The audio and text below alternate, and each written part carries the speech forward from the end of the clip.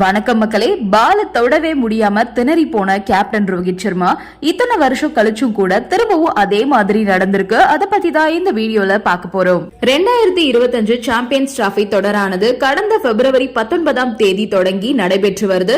பாகிஸ்தான் மற்றும் துபாய் இந்த 2 இடங்கள்லயும் ஹைபிரிட் மாடல்ல நடந்து வரக்கூடிய போட்டியில இதுவரைக்கும் 4 லீக் ஆட்டங்கள் முடிஞ்சிருக்கு. அதுல இந்தியா, நியூசிலாந்து, தென்னாப்பிரிக்கா, ஆஸ்திரேலியா முதலிய அணிகள் மோதி முதல் வெற்றியை பதிவு செஞ்சிருக்காங்க.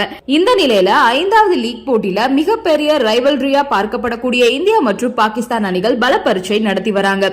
துபாயில தொடங்கிய போட்டியில டாஸ் வின் பண்ண பாகிஸ்தான் கேப்டன் முகமது ரிஸ்வான் பேட்டிங்க தேர்வு செஞ்சாரு. இந்தியா அணி முதல்ல பந்து வீசினாங்க. தொடக்க வீரரா களமிறங்கின பாபர் அசாம் மற்றும் இமான் உல்லக் 2 பேருமே நிதானமான ஆட்டத்தை வெளிப்படுத்தினாங்க.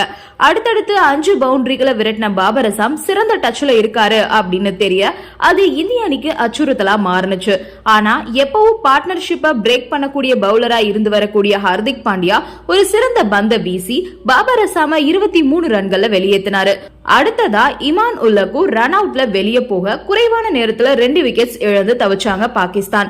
ஆனா 3வது விக்கெட்ஸ்க்கு பார்ட்னர்ஷிப் அமைச்சர் ஷவுட் ஷக்கீல் மற்றும் கேப்டன் முகமது ரிஸ்வான் 2 பேரும் பொறுப்பான ஆட்டத்தை வெளிப்படுத்தி 100 ரன்கள் பார்ட்னர்ஷிப் போட்டு அணியை திரும்ப மீட்டு கொண்டு வந்தாங்க.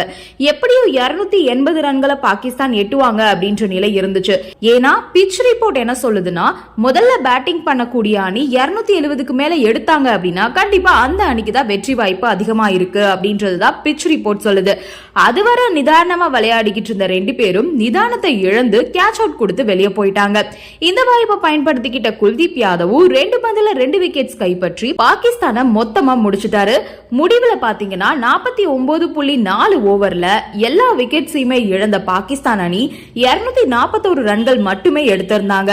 அதிகபட்சமா ஷவுட் ஷக்கீல் 62 ரன்களையும் முகமது ரிஸ்வான் 46 ரன்களையும் அடிச்சாங்க.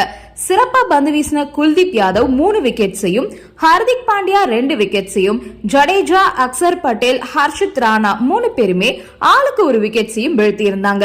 242 அப்படின்ற இலக்க நோக்கி களம் இறங்கின இந்திய அணில ரோஹித் சர்மா மற்றும் கில் 2 பேரும் அதிரடியான துவக்கத்தை ஆரம்பிச்சாங்க.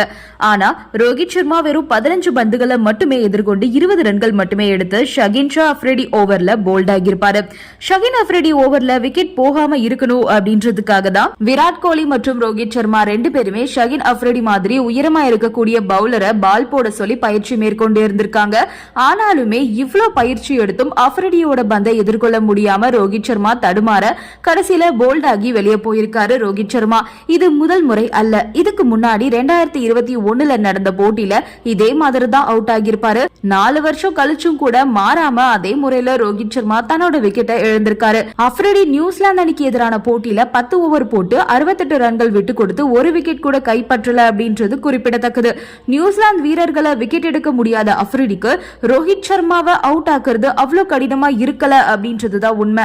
அதனாலதான் 4 வருஷத்துக்கு அப்புறமும் கூட ரோஹித் சர்மா ஒரே மாதிரியான முறையில தன்னோட விக்கெட்டை பறி கொடுத்திருக்காரு. பங்களாதேஷ்க்கு எதிரான போட்டியில ரோஹித் சர்மா 36 பந்துகள்ல 41 ரன்கள் எடுத்திருந்தாரு. இந்த போட்டியில வெறும் 20 ரன்கள் மட்டுமே எடுத்து வெளியேறியிருக்காரு ரோஹித் சர்மா. நன்றி, வணக்கம்.